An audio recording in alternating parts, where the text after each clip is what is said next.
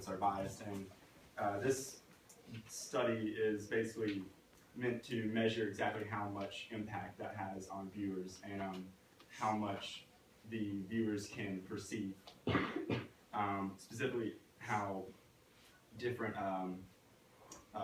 viewpoints can perceive different story biases. So it's set up in a set of 3 different studies and analyze the results of them. I'm going to focus on the first one just to make things easier.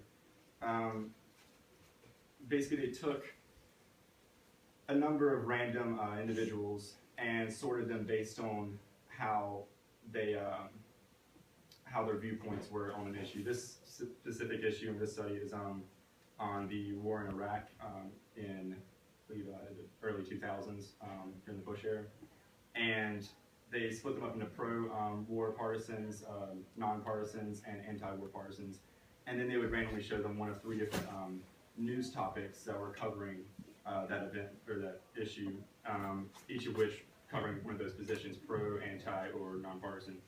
And then they studied both the perceived host bias and perceived story bias. So how much bias they saw in the story was measured either pro-war or anti-war on a scale from -5 to +5. And then the host bias was rated on a scale from 1 to 7, based on to the extent of how much bias was shown. And it helped support my thesis. This document helped support my thesis that that bias in the media can have an impact on people and how they perceive it, because it shows that people who were pro-war would see the pro-war segment as less biased than the anti-war segment because they'd agree with their views. And vice versa, people who were anti-war would see the anti-war segment as less biased than the pro-war. And it was interesting because the perceived story bias there was a lot less variation there. Like, people tended to see this is obviously supporting this side, this is obviously supporting the other side, and this one is somewhat neutral. But in the host bias, all of the values were in the high ranges, like on a scale from 1 to 7, on all of the anti-war and the pro-war opinionated section, it was all in the 5s, and even in the neutral sections, all of them were above 2.8. So almost no one thought that the supposedly neutral host was indeed neutral. Everyone saw at least some bias towards or against their position. And the differences between partisans were much higher in the host bias. I think mainly because it's a lot easier to see a person's views on an issue than a story's views, based on like tone and in general how they present the information. So overall, I found this to be like a really interesting and informative article, but I think I'll be able to use quite a bit in my thesis. Thank you.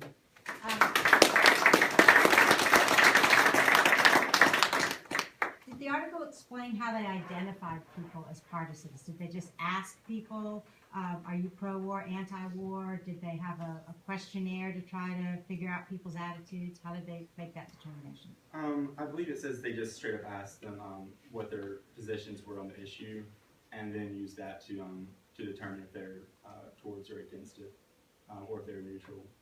And did they find any tendency for people to see bias on their own side, or was that just hardly found? As in, like, the people who were running the study? Like someone anti-war saying, you know what, I'm anti-war, but I think that anti-war piece is biased. Well, they did, in the actual results of it, the people who were anti-war, for instance, would say that the anti-war one was at least somewhat biased, but it wasn't to the extent that the opposing side would see it as. So there were never any where they'd say, I think this one's unbiased. At least in general, I think on average, there weren't any, particular cases where someone would say, this side agrees with me, therefore I think it's not biased. They all showed at least some sort of bias, but the only ones that didn't really show much at all were the non-opinionated ones. And did the studiers do any of the researchers do any of their own assessment about whether the news sources were biased, or were they just interested in what the subjects thought? They were mainly interested with the subjects, what they thought about it, but they did, I'm assuming that they chose those specific articles because they were in general assumed to be supporting one side or the other side. Or neutral. Yeah, got a question here.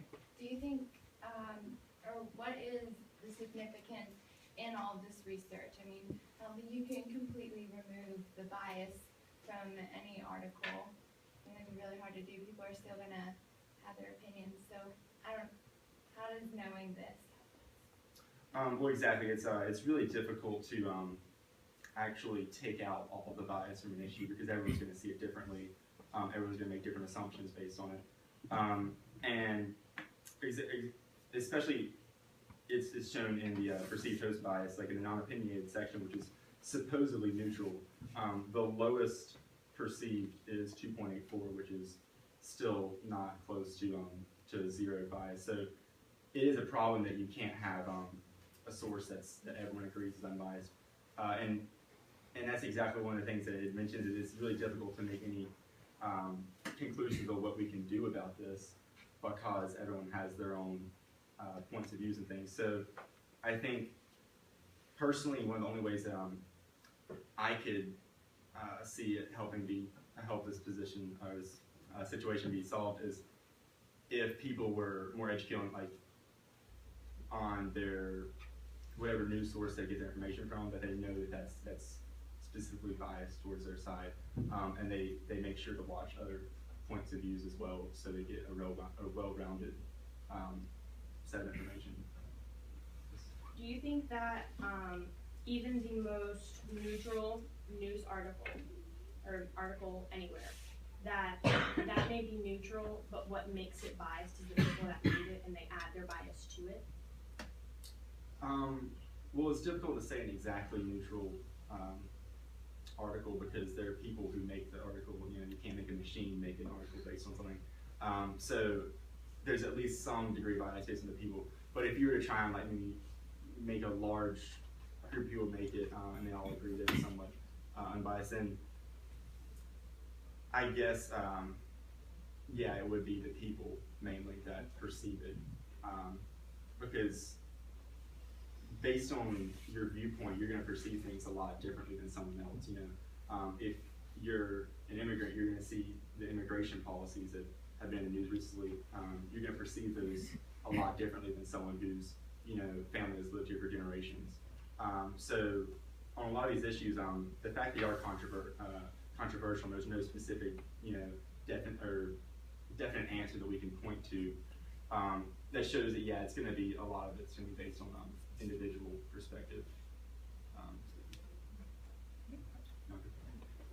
Do you think a lot of the news articles and media purposely make them biased because they know people with that opinion are going to be the ones reading it? Like somebody who agrees with a certain side is going to read a certain news article or watch certain shows.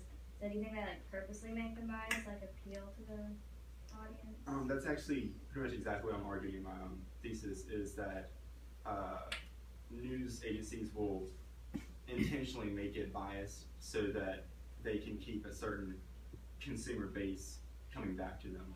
So let's say that I know that most people who watch my station are pro-war, then I'm going to probably put more pro-war things on to keep them coming to my station. They'll say, hey, I like this, I agree with this guy more, so I'm going to watch this. And this study kind of helps with that because it shows that if you perceive that as less biased, then most likely you're going to go to that source. So it's in those news agencies' best interest to keep that selective market, and to try and keep that group of people watching them instead of maybe a more neutral side. And that's where it really becomes difficult to take out the bias in news because it's a capitalistic society. People are going to do what makes them, what makes that business, perform better than others. And if that means making it more biased to get a larger group of partisan people, then that's what they'll have to do. So. Okay. All right, great. Thanks.